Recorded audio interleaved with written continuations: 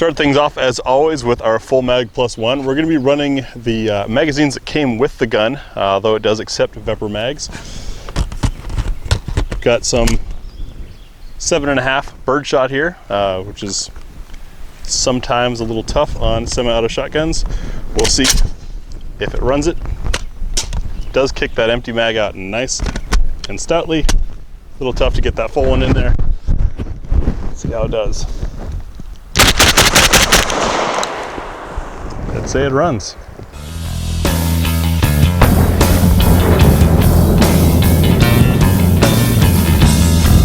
Just like with our pistols and rifles, for semi-auto shotguns, we've got a what's for dinner lineup.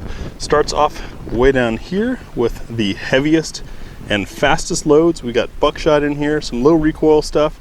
Then we go through your 5s, 6s, 7s, 8s at various weights and velocities, including the infamous Winchester white box and some low recoil slugs.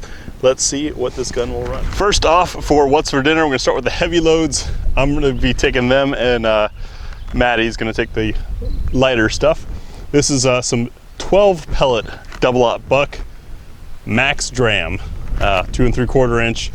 If you can see the shell there, it's almost entirely pellets. Not particularly looking forward to this one. I have a feeling it's gonna cycle, but we'll test anyways. Just doing 3 of each, just like we do on our pistols and rifles. That was indeed violent. It kicked the hole quite far away. Didn't want to chamber that second one.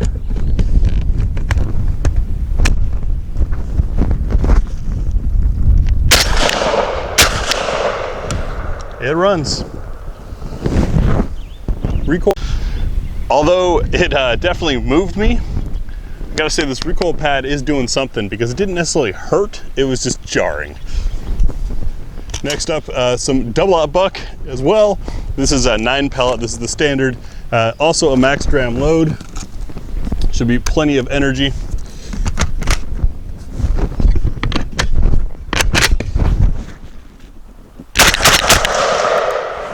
Runs. Now we've got from Fiocchi the Exacta nickel-plated buckshot, because it's important that your shot be shiny. 9 pellet, 1150 feet per second, a little bit slower. This is supposed to be a slightly reduced recoil load. See how it runs. This magazine you're seeing here is from CS Specs. It's an extended magazine that I used to use in my VEPR 12. Obviously fits in here. If we do have a cycling issue, we'll go back to trying the factory mags.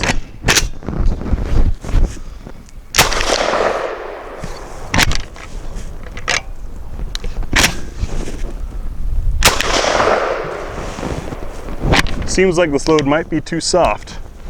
Could be the magazine. We'll stop here with this mag and load up one of the factory magazines. We're back with that Exacta nickel plated in the factory magazine.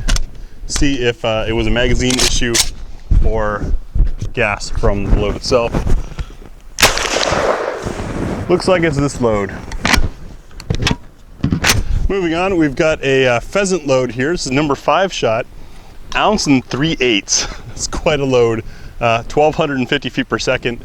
It's probably not going to be the gentlest on my shoulder. We're going to try the CS Specs mag again, just to verify it's not a problem with the mag. There we go.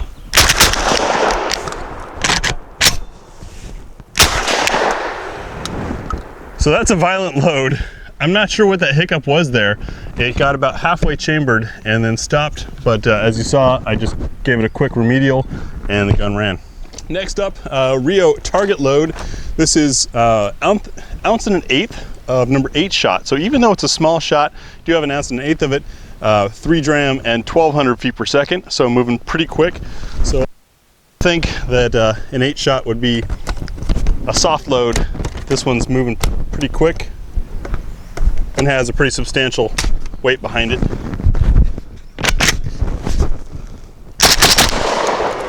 Runs.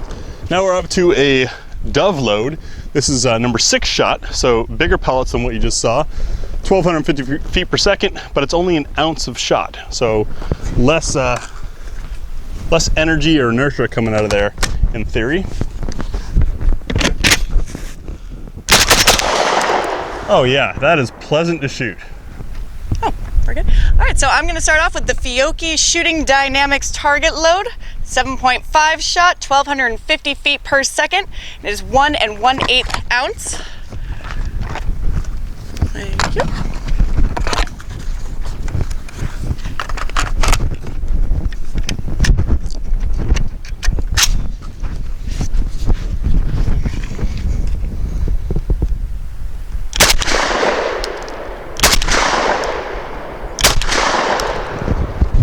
Actually not bad. All right, next I'm going to be shooting the Winchester Game and Target Universal Shot Shells that are 7.5, 1,200 velocity, and 1 1/8 ounce.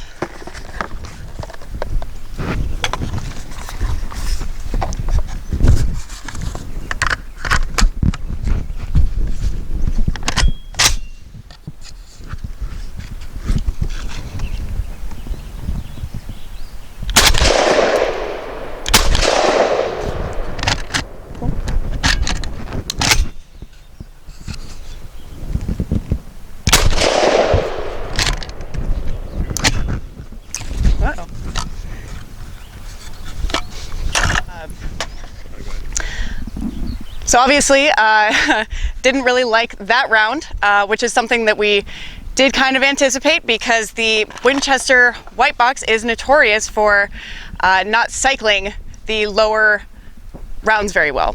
All right, and next up I have Rio's target load, 8 shot, 1 1/8 ounce, 1,150 feet per second.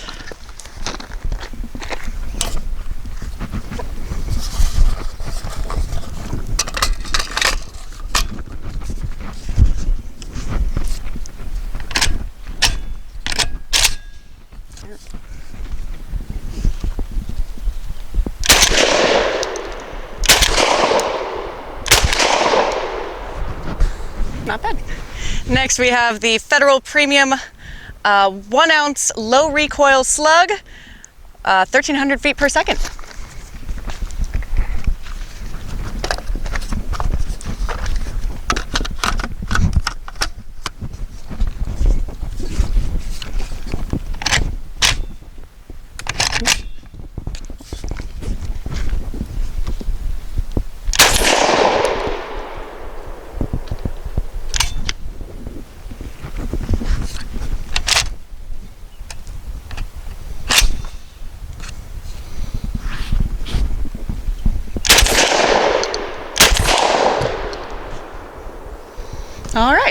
All right, now we have Rio again with low recoil, 1,200 feet per second, and 1 1/8.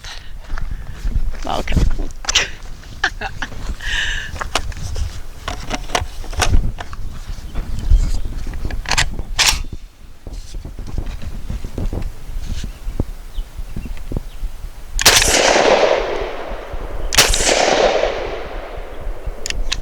Oh. Well.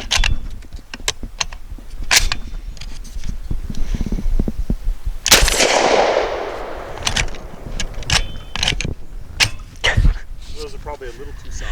Okay, so my impressions with this shotgun are actually pretty good. I was a little hesitant. We did shotguns for our last review, and my shoulder is still sore from that day, but this was actually a really pleasant 12 gauge shotgun for me to shoot for several reasons. I really like the fact that it is a side charging shotgun. Makes me think and have more familiarity like I have with my hunting rifle. Even though I took the softer loads as opposed to the heavier ones, it was actually not an unpleasant recoil at all. Did have a little bit of an issue cycling with some of the lighter ones, and especially as we saw with the Winchester white box, which is actually notorious for not cycling well with the softer loads. So that was something that we did anticipate, but we're hoping that wouldn't happen. Unfortunately it did. Aside from that, it's a little bit of a heavier rifle, but not unbearable. All in all, I actually really liked this one. So the RS-S1 is pretty much everything I had hoped it would be. I was a big VEPR 12 fan, ran it in 3-gun for a number of years, put probably close to 6,000 rounds to that thing before I decided it was time to retire it, because as you know, President Obama banned them from import. So it became a collector's item. Now, thanks to Legacy and Citadel, we've got the RS-S1, basically the same thing. It's just not made in Russia, so it's legal. It ran on everything that my VEPR 12 would run on, and it even took the CS Specs mag that my VEPR 12 ran on. Really nothing to not like about it. The barrel is threaded, unlike my VEPR. The VEPR had an external thread, but nobody made chokes for those. This has an internal, which is pretty cool. It means it's even more versatile than the VEPR was.